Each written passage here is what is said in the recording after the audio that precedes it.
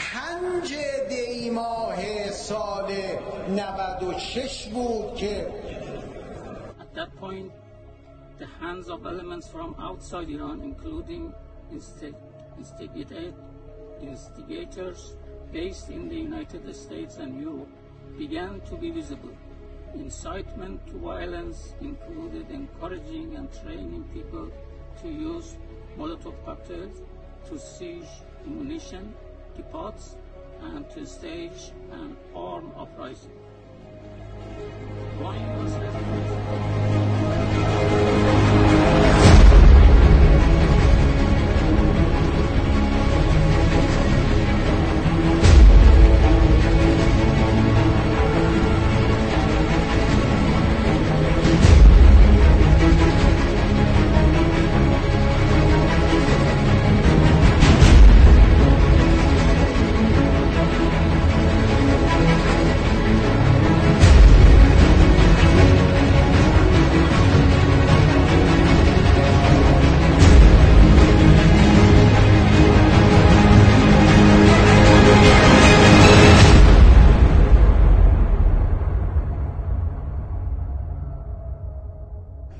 دلغکی که در آمریکا نشسته و تحت عنوان ریستارت حرکاتی انجام میده، فرمان صادر میکنه. امکانات فضای مجازی تا دلغک در مورد جنبش اعتراضی ریستارت چی فکر میکنید؟ 100% باهاش مخالف هستم و این رو به ضرر یک حرکت. همه بخش‌ها و پلیس پیشگیری پای کار هستن که انشاءالله در رابطه با بعضی از تخلفات شبانه‌ای که خیابان آتش بزنه باقی است و حکم باقی در فقه ما اعدام. جریان ریستارت چیه؟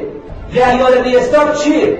سازماندهی بکنه، فعالیت بکنه. خب ریستارت این کار کرده. الان دیگه آلترناتیوی مسجد جوادالائمه رو در تهران پارس با آتش کشیدن. مجری تلویزیون، یک شومن تلویزیون نمیره سراغ ایجاد یک جریان برانداز، یعنی گوگل میکنه یک کلمه خوشگل پیدا میکنه به نام آریستوکراسی و این موج رو میندازه و میگه همیشه یه جریان جدی در حدی که در شورای امنیت سازمان ملل اسمش مطرح میشه.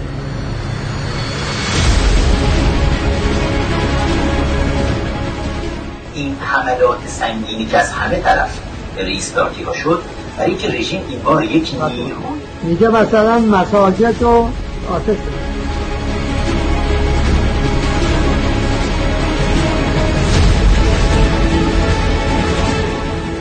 و میگه بکشید، برو مساجد رو آتش بزنید. بخواه اسمشون بیارم، اسمش محمد حسینی، نشسته قبلا Iranian game show host who is now lives in California. He started this group called Restart. It is an organization.